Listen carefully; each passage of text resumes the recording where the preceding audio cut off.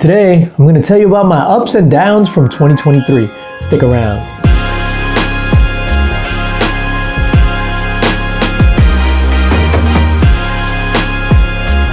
DJ LINX is in the building. What's going on, everybody? It's your boy DJ LINX, back in the building, back in effect, and back with another video. And today I'm going to talk about my ups and my downs from 2023. 2023 was a pretty interesting year for me as far as the community goes and collecting and this hobby that we all love. There were a lot of ups for me, but there was one particular down, and we're going to start it off with the down, right? Bad news always first. And that down for me was actually getting demonetized. So the channel did get demonetized. I want to say back in like June, July or something like that. I don't even remember, but we did get demonetized, and that was because I fell victim to the shorts game. So a lot of people were doing shorts and I jumped on the shorts bandwagon, and I was posting clips from movies, things that I enjoy that I wanted to share with the comic book community as well. I am really big into movies, and then my ass got caught out there, which is perfectly fine. I knew what I was doing was wrong, and the channel was demonetized. Now, segueing into our first up, once the channel was demonetized, we moved on to Patreon, and big shout out to Mark from Legion of Comics. He's the guy that talked me into creating the Patreon, and that's exactly what we did. Moved the channel membership over to Patreon. We lost a lot of members in the transition, but that's okay. I just wanted to give back to the channel members and of course keep on with the links box and behind the scenes videos and things of that nature. Through the demonetization and the Patreon, I was still doing a lot of learning and reading and figuring out how to get my monetization back on YouTube. And that's the next up, is we did get remonetized. Basically what I had to do was delete every single short that I had that violated policy, and there's a lot of policies. It's not just copyrighted content. There's a lot of things that can get you demonetized from YouTube. Like I said, it's not just copyrighted content. And to be clear, I didn't have any copyright strikes or anything like that. The issue was the balance of copyrighted material to non-copyrighted material represented on the channel. Anyway, we got remonetized, Link Squad back on the YouTubes. The channel membership is live, and it's a great feeling to be remonetized on YouTube. The next major up for me, and it was a pretty humbling experience, were the comic book community awards, right? So your boy, moi, was nominated 7 times in 6 different categories, 2 in 1 category if we're counting my involvement in C3, and we'll talk about that later. Overall, I led the nominations with 7 nominations, which is absolutely mind-blowing and humbling. I was nominated in a bunch of categories, some that I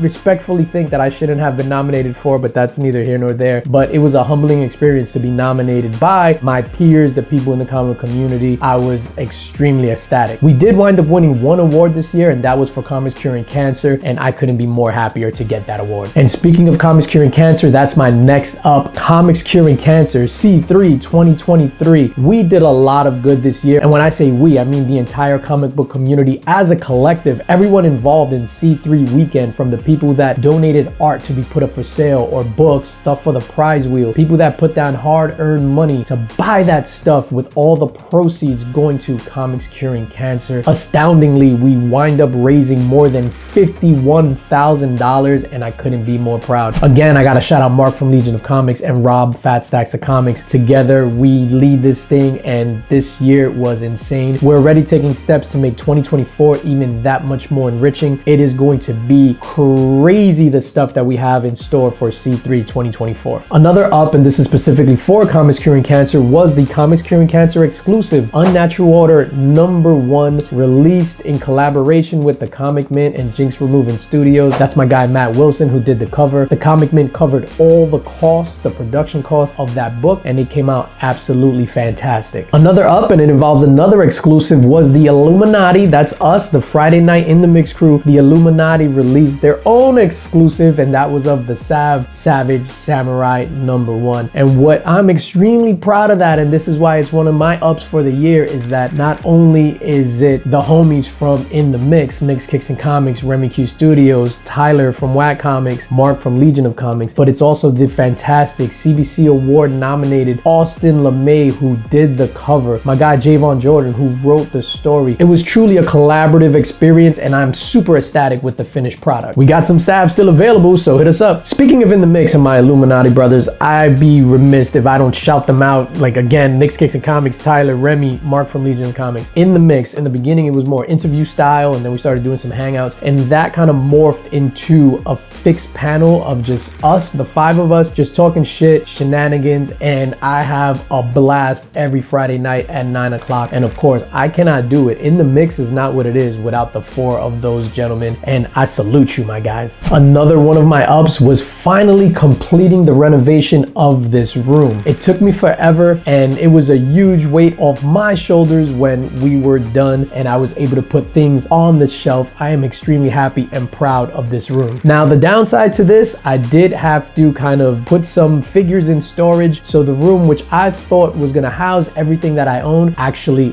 doesn't. So I put some hot toys in storage. There isn't any room on the shelves left, so I'm gonna have to start swapping things in and out. But I'm happy to not only display my hot toys, my statues, but my slabs as well, some of my bigger books, not only on the shelves, but on the walls as well, and my original art. Now, I mentioned big books, and I'd be remiss if I didn't add this major up, and you're probably tired of hearing me talk about it, right? But I completed my OG Hulk run. That's Incredible Hulk 1, 2, 3, 4, 5, and 6 from Hulk Volume 1, and I am super proud of that. That was my goal for 2023, to get those 6 books, and we wound up getting those books, man, and I am extremely proud of that. Got Hulk 1 back in January. A couple of them I forgot. I know I got, I think, Hulk 5 in Heroes Con, which is another up. Heroes Con, ladies and gentlemen, if you're listening, if you're still watching this video, because I know a lot of people like tune out in the first 2 minutes, Heroes Con is without a shadow of a doubt the best Comic Con for comic books. I repeat, the best Comic Con for comic books. Comic books makes up about 90% of the vendors, and when I say comic books, I'm talking about actual comic books, but comic book artists as well. It is truly a remarkable place, Heroes Con, and we went there in June, Father's Day weekend. I am going back in June, Father's Day weekend. It was an absolute blast getting to hang out with the community members, getting to see everybody: Nick, Mark, Remy, Chip, Tyler, Comic Vet, Comic Journey, Naman the Drawman, Austin LeMay, Roscoe, Comics by the Bay, Collecting with Durs, Rob Fat Stacks of Comics. I'm talking about everybody, Bubs Comics, BJ Kicks. It was a phenomenal time, just running into everybody, chilling with everybody. Again, comic books and community, you cannot go wrong with going to Heroes Con. That is a major up for my 2023. And the final up on this list, well, it's not even a list, I'm just here talking to you through these cameras. The final up is New York Comic Con 2023. Now, I was able to experience New York Comic Con in a different way this year, and I gotta shout out Nomas Comics. Big shout out to Nomas Comics and Captured Collectibles. They contracted me to film their booth experience. They had a booth, might I say, one of the best booths at New York Comic Con, specifically for comic book exclusives and stuff like that. They contracted me to film, and I had an amazing time. Unprecedented access that I've never been granted at New York Comic Con before. I was there maybe 2 hours early before the doors opened. Got to walk around, capture some footage of the empty con floor, footage of booths, things like that. Got to rub shoulders with some fantastic artists that are also friends. Like I said, Matt Wilson, John Jang. Got to meet Zu Orzu, Peach Momoko, Jenny Frizen, just a bunch of fantastic artists, and I wouldn't have been able to get that access without my guy Nomas Comics and Capture Collectibles. New York Comic Con was an absolute movie. So that's it, ladies and gentlemen. That is my list of ups and downs for 2023. I'm pretty sure I'm forgetting a lot of stuff, especially in the downs, but I'm trying to think positive. I'm not trying to rehash anything negative. There were a lot of downs, but I don't want to speak about it. We're gonna keep this positive. Up,